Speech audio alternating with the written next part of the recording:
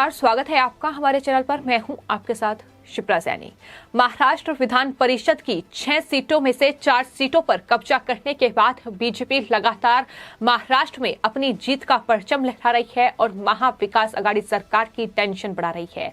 लेकिन उसके बाद अब आपको बता दें, महाराष्ट्र के थुलेनगर उपचुनाव और साथ ही अहमदनगर निगम उपचुनाव में बीजेपी ने बड़ी जीत हासिल की है। बीजेपी नेता अतुल भातखलकर की ओर से ट्वीट किया गया है और बीजेपी की जीत का जश्न मनाया गया है। वहीं महाविकास आघाड़ी सरकार को भी करारा जवाब देने का काम अतुल भातखलकर की ओर से किया गया है। आपको बता दें, थुलेनगर उपचुनाव में बीजेपी की उम्मीदवार आरती पवार को 4408 वोट मिले, जबकि शिवसेना की अनीता संजय देवरे 2094 वोटों से हार गई। यानी सिर्फ अनीता देवरे को 1614 वोट मिले हैं। और जिस तरीके से बीजेपी उम्मीदवार ने ये बड़ी जीत हासिल की है, जाहिर तौर पर बीजेपी की ओर से तमाम कार्यकर्ताओं को धन्यवाद दिया गया है। लेकिन वहीं इस रिजल्ट को बताते हुए अतुल भातखलकर ने महाविकास आघाड़ी सरकार पर निशाना साधते हुए कहा है कि महाविकास आघाड़ी सरकार को पता नहीं है कि जनमत की हवा आखिर महाराष्ट्र में किस दिशा में बह रही है। उन्होंने वोटर्स को तहे दिल से धन्यवाद दिया है। इसके अलावा आपको बता दें, अहमदनगर निगम उपचुनाव में भी बीजेपी प्रत्याशी प्रदीप परदेसी ने महाविकास आघाड़ी सरकार के जो उम्मीदवार थे उन्हें 517 वोटों से हराया है और ये जीत हासिल की है। इसके लिए भी उन्होंने तमाम वोटर्स को धन्यवाद दिया है। तो बीजेपी की ये 2 बड़ी जीत उपचुनाव में हुई है, जो कि अपने आप में कहीं ना कहीं बीजेपी का हौसला बढ़ाने के लिए काफी है, क्योंकि महाराष्ट्र में लगातार ये देखने को मिल रहा है कि महाविकास आघाड़ी सरकार कहीं ना कहीं बीजेपी के तमाम नेताओं को दबाने का प्रयास कर रही है, क्योंकि वो विपक्ष में है। लेकिन वहीं बीजेपी ये साफ तौर पर कह रही है कि इस बार महाराष्ट्र में महाविकास आघाड़ी सरकार सत्ता से जाएगी। ये सरकार 5 साल नहीं चलेगी। जिस तरीके से इनके घोटाले सामने आ रहे हैं और इन्हें जनता जवाब देगी और कहीं ना कहीं इन उपचुनाव में जनता महाविकास आघाड़ी सरकार को जवाब देती नजर आ रही है। आपको बता दें, महाराष्ट्र में 32 जिलों के 105 नगर पंचायतों के लिए मतदान हुए हैं और खास बात यह है कि ये मतदान ओबीसी राजनीतिक आरक्षण के बिना करवाए जा रहे हैं। नगर पंचायत के मतदान के साथ साथ सांगली, मिरज, कुपवाड़, अहमदनगर और धुले महापालिका के ये उपचुनाव हुए हैं, जो कि अपने आप में महत्वपूर्ण थे, जिसमें से अहमदनगर और धुले महापालिका के उपचुनाव में बीजेपी ने जीत हासिल की है। इसके अलावा भंडारा और गोंदिया के जिला परिषद चुनाव भी हुए हैं। तो ये तमाम उपचुनाव जो हैं, तमाम जो नगर पंचायतों के चुनाव हैं, ये महाराष्ट्र में हो रहे हैं और बीजेपी लगातार जीत हासिल कर रही है। फिलहाल आपको बता दें, कुछ सीटों पर अभी तक रिजल्ट सामने नहीं आया है, लेकिन वहीं इन चुनाव में कई बड़े नेताओं की प्रतिष्ठा भी दांव पर लगी हुई है, क्योंकि महाराष्ट्र में कुछ इलाके ऐसे हैं, कुछ जगह ऐसी है जहां पर महाविकास आघाड़ी सरकार के बड़े नेता और साथ ही बीजेपी के कुछ वरिष्ठ नेताओं का गढ़ माना जाता है। और उस गढ़ में अगर ये आमने सामने का मुकाबला होता है तो जाहिर तौर पर लोगों की ज्यादा इच्छा भी होती है कि कौन उस सीट से जीता है। तो ऐसे में कई सीटें ऐसी हैं जिस पर फिलहाल रिजल्ट सामने नहीं आए हैं, लेकिन बीजेपी ने इन 2 सीटों पर जीत का जश्न साफ तौर पर मनाती नजर आ रही है। और इससे ठीक कुछ दिन पहले महाराष्ट्र में विधान परिषद की 6 सीटों पर चुनाव हुआ था, जिसमें महाविकास आघाड़ी सरकार यानी उद्धव ठाकरे को बड़ा झटका लगा था। आपको बता दें, बीजेपी ने नागपुर सहित 4 सीटों पर जीत दर्ज की थी। बीजेपी ने अकोला, बुल्ढाना, वाशिम सीट पर भी कब्जा जमाया था, जो कि शिवसेना का गढ़ था और पिछले कई दशकों से वहां शिवसेना ही जीतती आई थी। लेकिन वहां भी बीजेपी ने कब्जा जमाया और 2 सीटें उन्होंने निर्विरोध जीत हासिल की थी 2 सीटों पर। तो इस तरीके से ये 4 सीट विधान परिषद की ये सीटें थी जिस पर बीजेपी ने कब्जा किया था और बहुमत विधानसभा में बीजेपी को मिला था।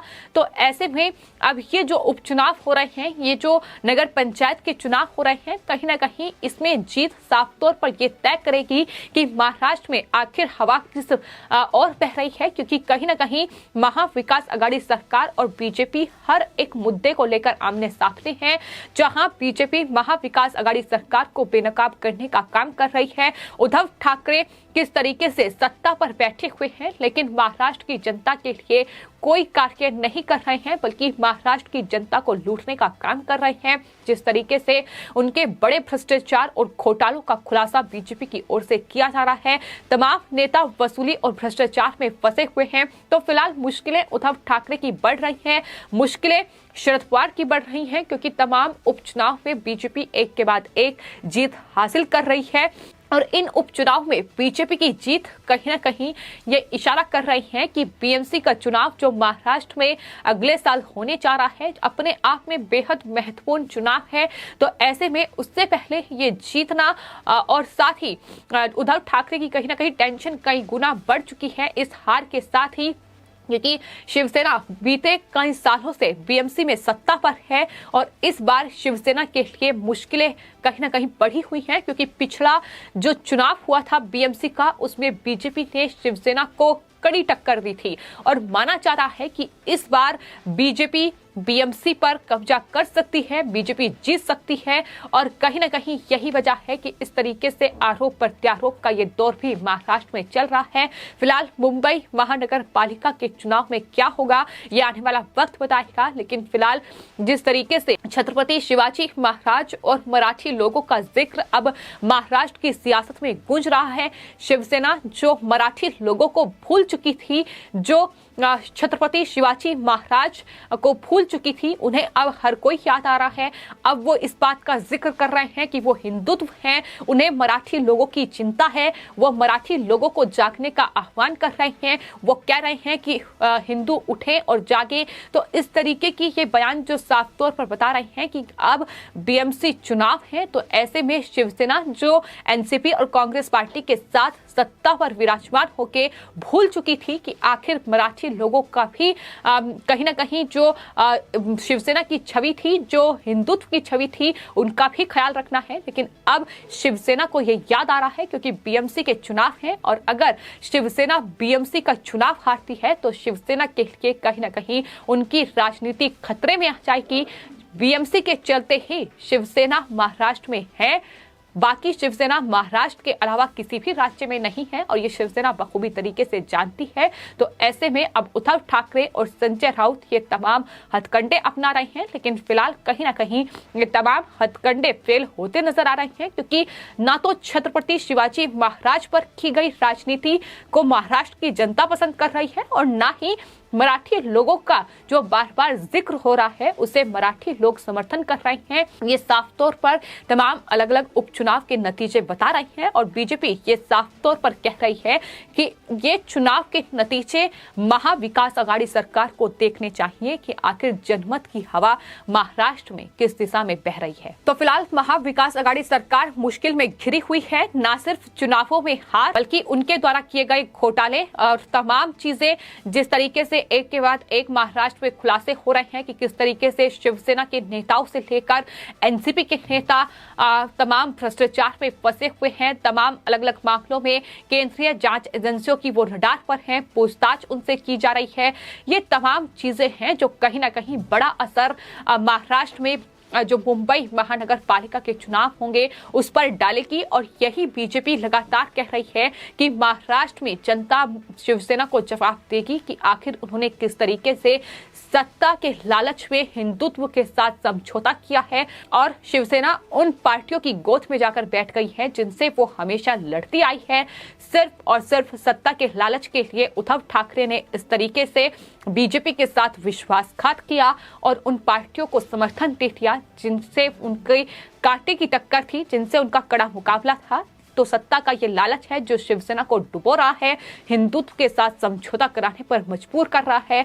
हाल ही में केंद्रीय गृह मंत्री अमित शाह भी महाराष्ट्र पहुंचे थे और उन्होंने ये साफ तौर पर कहा कि महाराष्ट्र में महाविकास आघाड़ी सरकार 3 पहियों की सरकार है जिसके तीनों पहिए पंचर हो चुके हैं। तो फिलहाल हार चुनाव में आखिर किस तरीके से शिवसेना का इस पर रिएक्शन सामने आएगा ये देखना होगा, लेकिन फिलहाल बीजेपी इन उपचुनाव में जीत का जश्न मना रही है।